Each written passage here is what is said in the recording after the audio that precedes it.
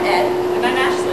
And you're watching episode 15 of Ed and Ashley's 5-minute show.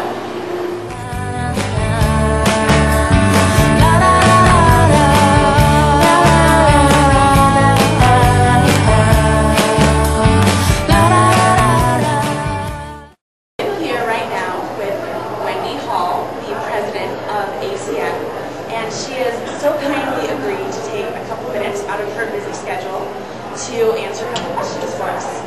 So, Wendy, you are the first president of ACM that's outside of the U.S. And what's that like for you, and what does it mean for the international community? Well, for me personally, it's hugely exciting.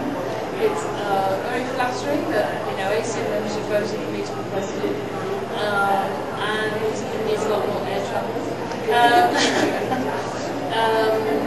I've been involved with the ACM a long time. I've been on committees, and so I know a lot about the organisation.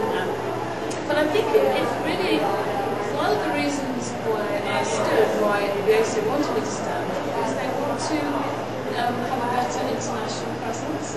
And this sounds ridiculous because the international researchers from everyone around the world reads ACM publications and goes to ACM conferences. The ACM is an international organisation, but it's based in America, and a lot of its activities are, because of that, are focused around American way of doing things, and they're very, very keen to give better value to a significant number, a significant percentage of ACM membership is from outside the US. And the ACM wants to give better value to those members. So whilst we're still taking American membership, it's hugely important we need to have a better international presence. And that's really my role for the next 2 years. Great, that's awesome. Is it awesome? That's so American to say it's awesome. What would be a less American word? What would be kind of a say, well, that's quite nice. That's quite nice. That's quite interesting. Could I say fascinating? Fascinating. That's a sort of a good mid-Atlantic term.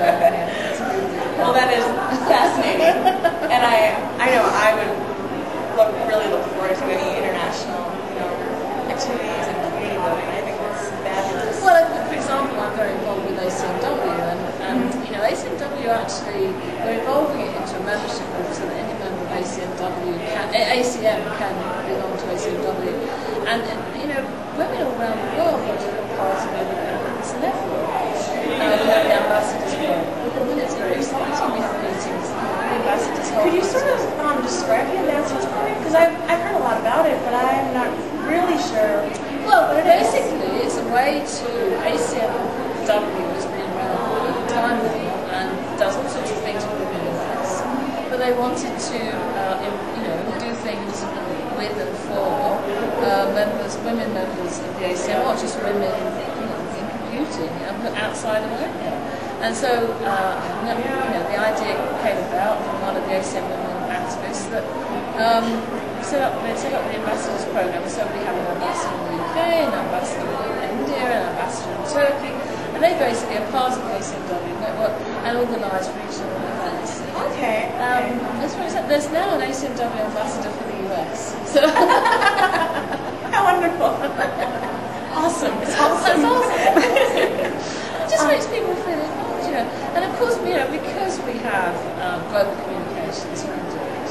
We do a lot by email, send pictures around the world of different events, and you couldn't have done it before those events. It's all much harder. It's a very exciting time to be president.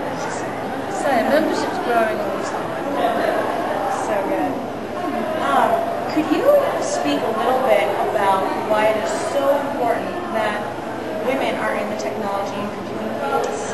I often get asked this question, as a lot of us who've been around this field for a long time do. Because, I was saying this morning at a panel, I wrote my first paper about the lack of women in computing 20 years ago. Wow.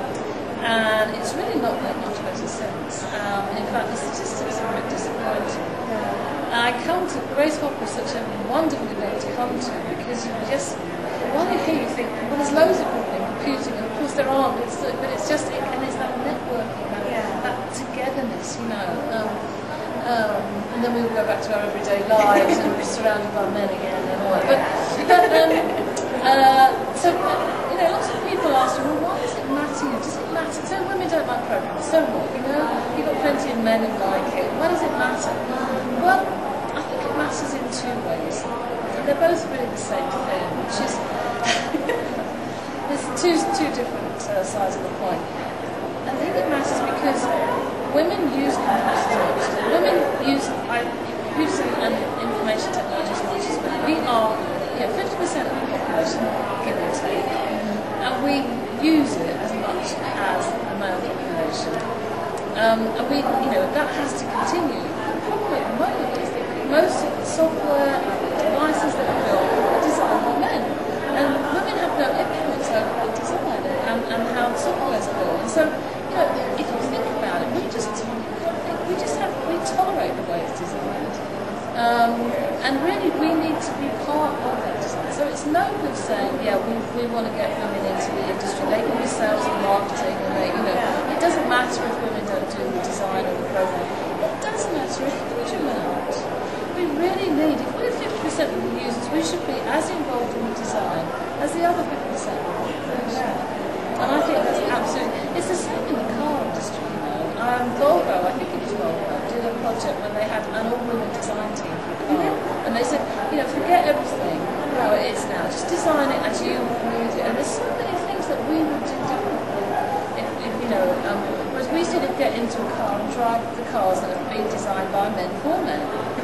And, I just think in an industry that actually affects every part of our lives, it's so important that women are fundamentally involved in every part of it. That was actually really insightful.